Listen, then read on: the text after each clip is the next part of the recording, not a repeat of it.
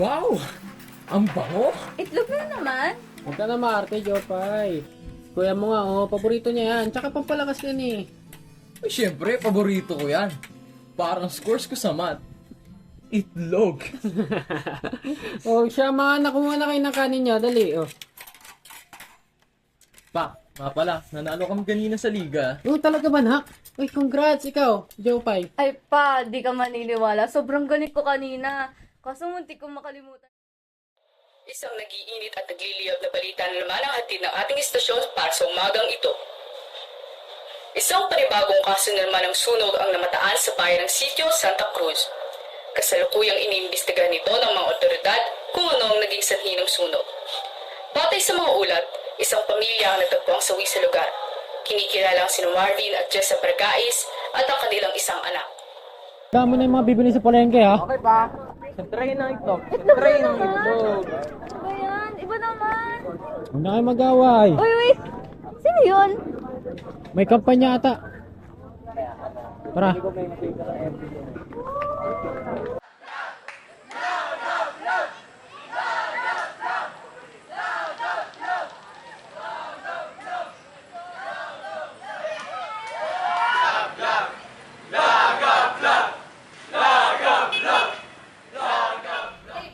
Ngayong araw, June 11, aking mga kababayan sa Sitio Santa Cruz, alam ko pong naging masalimuot ang mga pangyayaring naganap sa ating bayan. Nagdulot ng mga sunog at iba pang lumalalang kaso ng krimen. I believe that in the face of this adversity, we have an opportunity to unite and implement meaningful solutions. Marami ng pamilya ang nahihirapan. It's time to make a real difference. First and foremost, we must prioritize community engagement. Our police force cannot combat crime alone. They need our support and... Si Mayor, pakilala na kasi yan ni Chief eh. Ngayon lang yung tatakbo dito sa bayan, pero sinabi ni Chief, magaling niya daw yung pamumuno niya sa karatig na bayan. Ay Kaya, pa, yun. abot nga pala sa last case mo. Nagkaka na ba kayo mga Leads, wala kasi laki. Sorry. Sabi ni Chief uli, kagagawa na naman to ng mga jumper. Wala ka pa rin ba? Dami-dami ng kaso sa bayan natin. Alam mo naman, hindi ako naniniwala doon. At naniniwala ako na alamin ko ang sanhi ng lahat nito. Ha? Hindi ko pababayaan na may mangyari sa inyo masama. Okay? Mga anak? Salamat pa. Mahal ko kayo.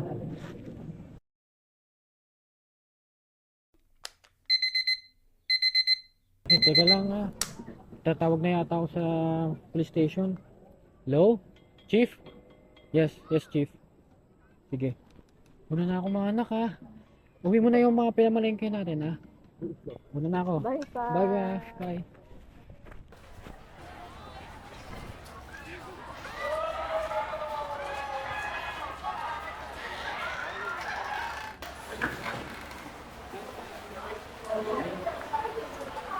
Good morning, Chief! Good morning, Detective Guzman. Good day, sir. Anong latest intel natin ngayon sa case? Meron na mataang lata ng flammable liquid sa aksidente. Karaniwan na siguro yan. Chief, hindi ka ba nagtataka? Dumadami na kasunog sa lugar natin. Baka, hindi ka gagawa na nito. Delikado.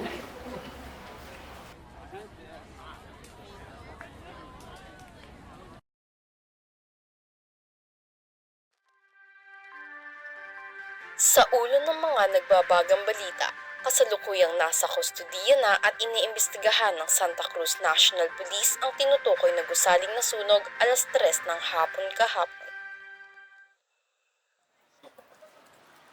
Good morning, Detective. Good morning. Anong lead sa ating dahilan ng sunog? Ayon sa nakita namin at napag-imbestigahan, hindi bukas na LPG o naihong gasera ang naging santo ng sunog. May kita mo rin dito ang tirang flammable liquid na ginamit ng suspect sa pagsunog ng bahay.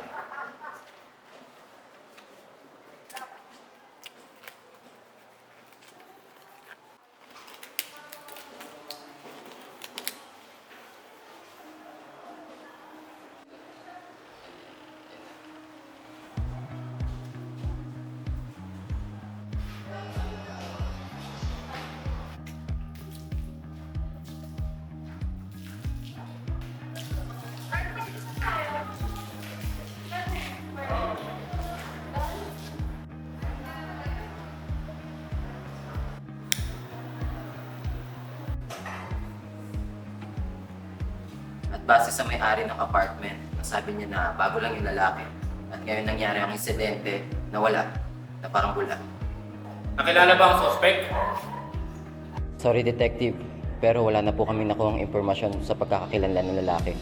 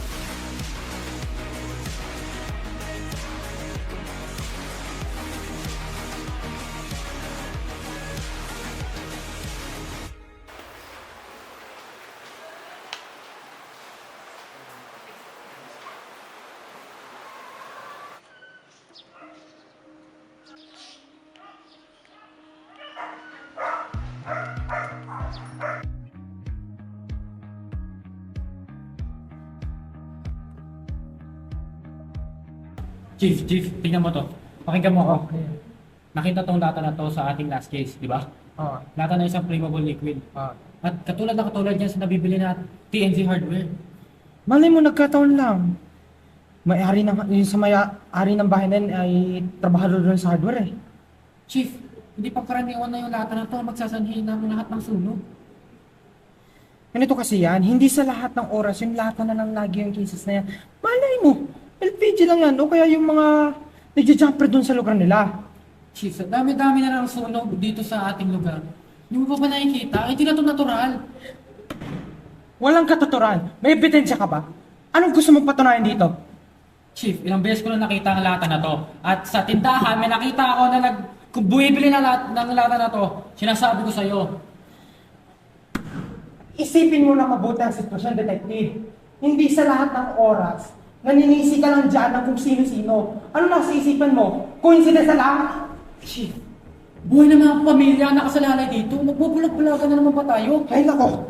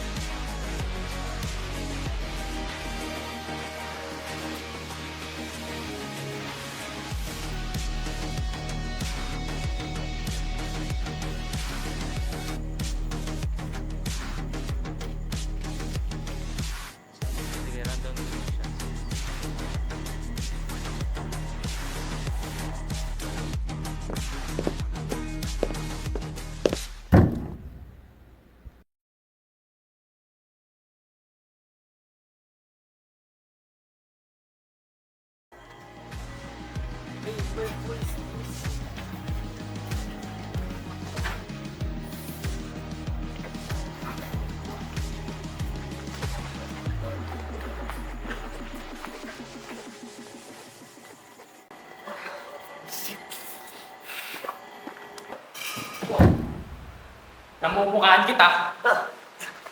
Upo! Nakita kita sa unang pinagmayan. Ayan. Ha? Sente ako. Coincidence lang yan. Ang tigas ng buho mo. Magmamahamahan ka pa. Hindi ka na namin. Wala kang ebidensya. Sa lugar ng iyong pinag-arestuhan.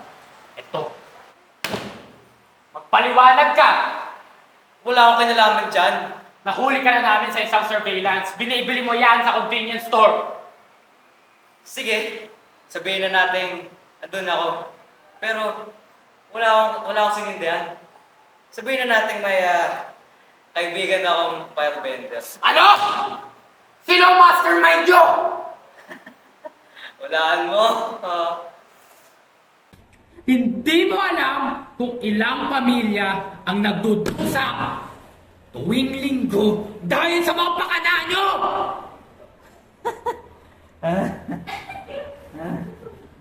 4:15. 4:20. Ika, ano sinasabi mo? 0611. At panguli, 0611. 8 p.m.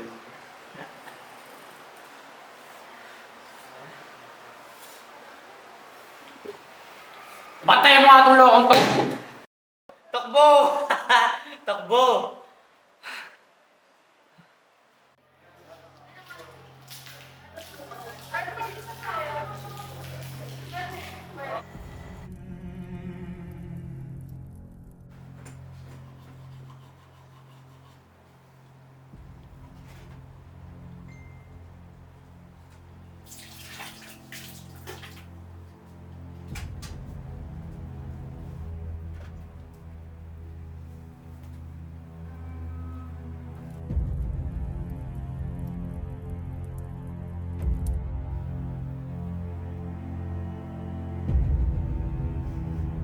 Kuya? Kuya, naamoy mo ba yun?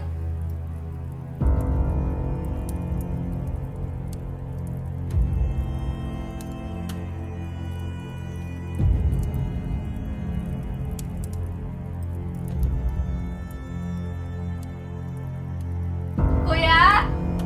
Kuya! Ah! Kuya!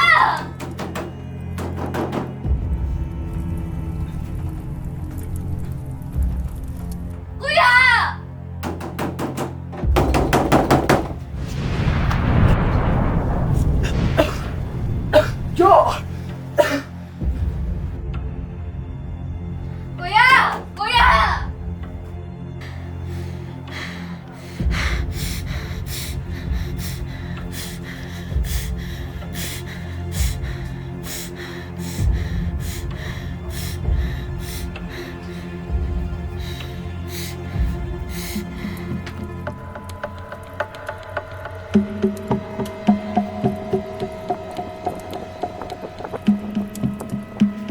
Jo!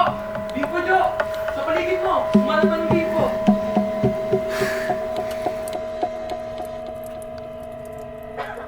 Kuya! Ano na gagawin ko? Bumaba ka lang! Ulo mo! Ulo! Iwasan mo mga puso! Alam mo yung bintana sa CR? Kaya ba kaputin?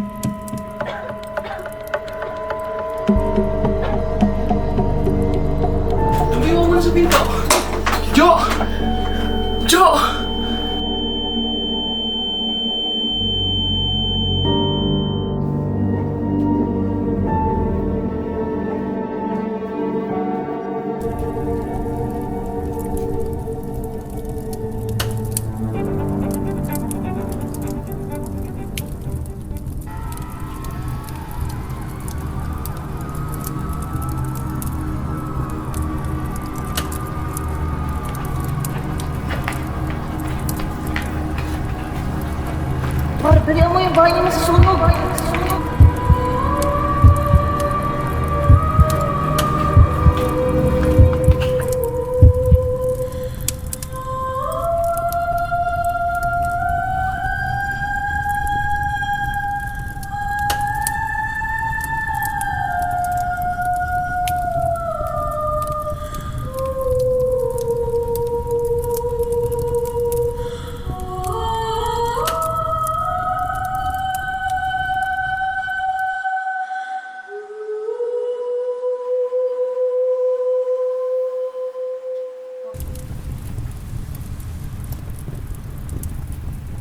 Mga hampas lupa.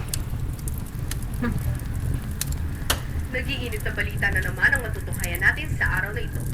Isang sunog na naman ang nangyari sa bayan ng sitio Santa Cruz kani-kanina lamang. Tinutok ng apoy ang mga kabayan sa nasabing lugar. Nagsimula ang sunog sa tahanan ng pamilya de Guzman at hindi patukoy ang pinagmulan nito. Nababahala naman ng mga residente dahil sa sunod-sunod na insidente ng sunog sa kanilang lugar. Manatiling umantabay para sa mga susunod pang ulat.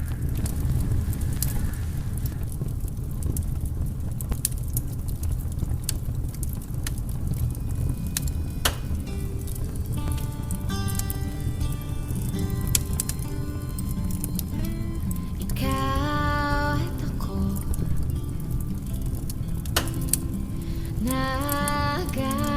nagkasalubong na humaling sa'yo o panaginip ba ito? Dalawa tayo laban sa mundo, sa mundong magulo. Oras ko'y humihinto.